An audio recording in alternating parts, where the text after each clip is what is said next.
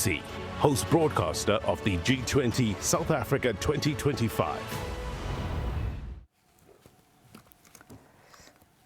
Well, welcome back, everybody. So, Cabinet has expressed its satisfaction with South Africa's preparedness for the upcoming Group of 20 Leaders Summit, and they say it's confident the country will host this event successfully. Thousands of international delegates, media representatives, visitors are expected to gather at the Nasrec Expo Centre in Johannesburg for the two-day summit that's going to be taking place this coming weekend. Now, Sakina and the team are actually broadcasting live from the Minister's G20 Morning Live breakfast broadcast. This is just one of many events that are being held in the countdown to this weekend's G20. So let's go back to Sakina, find out who she's going to be in conversation with. Sakina?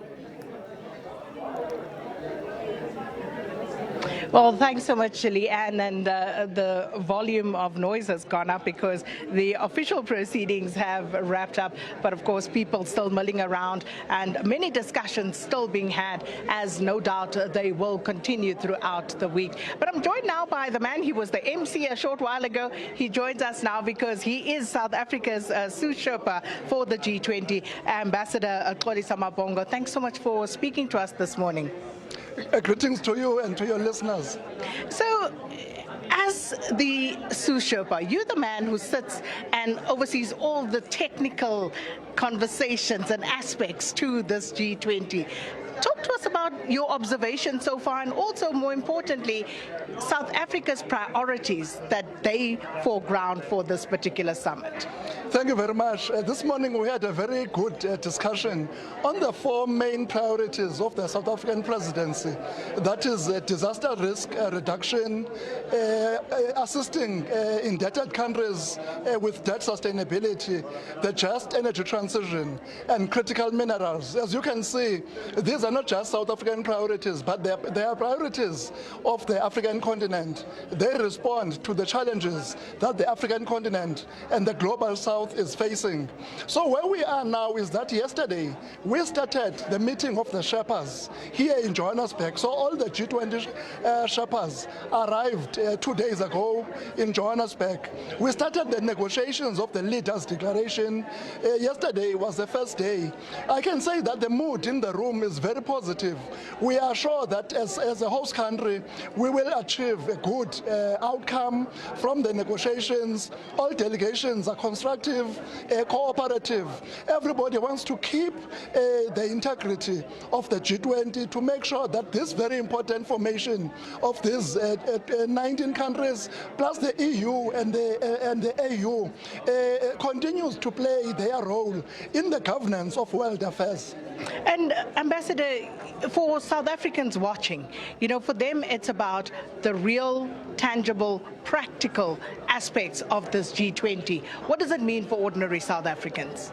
It means a lot for ordinary South Africans. I mean, if you look at the four priorities, let's take the issue of critical minerals. South Africa is a mining country for over 100 years.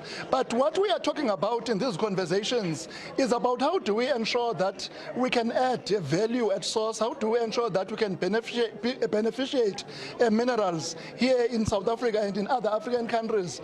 How do we ensure that the communities that live around the mining areas are accommodated in the whole ecosystem of the mining sector? So these are conversations that I knew that South Africa is putting on the table.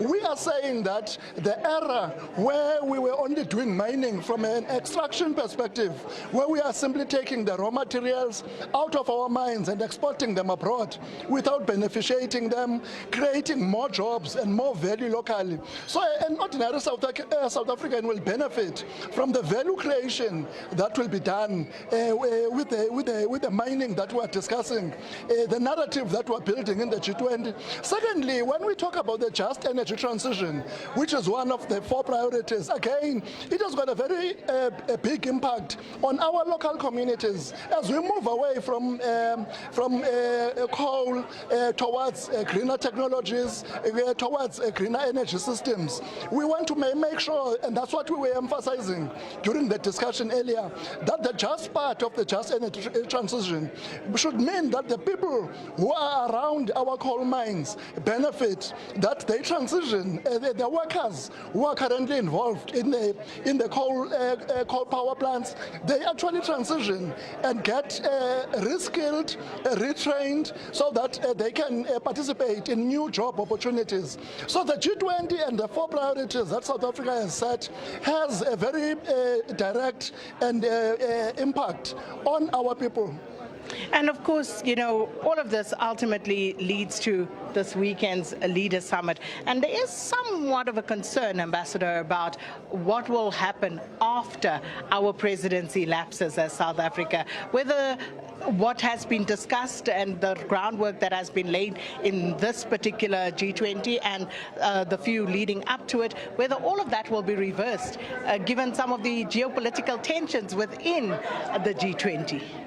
Well, it is true that the G20 presidents of South Africa occurs at a time of rapid changes in the world, geopolitical tensions, geo-economic tensions. However, the issues that we are dealing with are actually long-term issues, whether we are talking about inequality, fighting climate change. Those issues all transcend a presidency, one presidency. So we are discussing them now. We hope that they will be discussed under the American presidency, but at the same time they will be taken up in other presidencies beyond the US presidency because of their long-term nature. The Americans have not yet indicated what their agenda is. As you know, a G20 presidency has got a leeway to set the agenda, and that is what we did. As a G20 president for 2025, we presented on the table the 4 priorities. So you have got that prerogative as a president. So we're still waiting to hear from the US what will be their priorities. And we'll speak more. Mr. Mabhongo, thanks so much for your time. South Africa's G20 Sous-Sherpa Ambassador Xolisa Mabhongo speaking to us there. He's the man who essentially is pulling all of these little discussions, the technicalities together. So he sits at the heart of all of that. And I'm joined now by another important guest from business. And my guest now, Stephen Siaka, who's ABSA's head of public sector, to speak to me about the role of business. And I can't believe how often I'm seeing all these faces over the next few weeks. I'm sure it will die down, but good to see you again, Mr. Siaka. Likewise, and I know we met recently, yes. Indeed. So when we talk about ABSA, we know about, you know, your own forays into the continent and having more of an established footprint, but Africa's G20, what have you made of it so far, and the discussions on the business track of the G20? I think I'll pick up from the minister's speech, which was saying it feels like 2010 again, that all countries are meeting in South Africa, and they're coming at a time where there's some green shoots. For instance, load shedding is no more. We are out of the grey listing. And S&P on Friday upgraded South Africa with a positive outlook. So I think we are waiting for Thursday to see if the Reserve Bank will also cut interest rates. But the mood is good that the countries are coming here. And so as the countries are here, we are lifting the South African opportunities, but we are also lifting African opportunities in that regard. And with regard to one of the key talking points, which is, of course, the beneficiation of critical minerals on the African continent, it's going to need investment. Yes. Great opportunity. So critical minerals beneficiation needs electricity. So if you have to beneficiate here, industrialize here, you need electricity. We're talking even also about the data centers that also need electricity. So that topic of beneficiation, it's all long overdue, and it must start happening, because as you know, whether it's manganese, South Africa has 75% of manganese. We have ferrochrome, we have gold, we have platinum, and some of these things has always been pit to port. But now we need to make sure that we beneficiate and industrialize in South Africa. And then one point, Sakina, which was made was that lithium, we might not be big in lithium, but the countries around us, and this is now talking about the regionalization and the integration, is that these countries just around us have lithium, and we could, if we have a beneficiation plan here in South Africa, we can also take advantage of that. Mr. Siaka, looking forward to having further conversations. Yes. And from ABSA, Mr. Stephen Siaka, and speaking about beneficiation, and of course, as he puts it so eloquently, from a pit to port, and trying to subvert that and making sure that we beneficiate right here on the African continent. The investments are going to be critical. We need the electricity and not the smelters that are being closed at the moment. Ferrochrome, as Mr. Siaka mentioned, South Africa sits with 80% of the known ferrochrome reserves on the continent, right here in the world for that matter. So how are we going to make sure that we benefit entirely, if not mostly, from that? So that's where we're going to leave it from this morning's G20 Ministers Breakfast here in Rosebank at the Majestic Royal. And of course, we will have more for you tomorrow from the Social Summit. But for now, back to you in studio, Leanne. SABC, host broadcaster of the G20 South Africa 2025.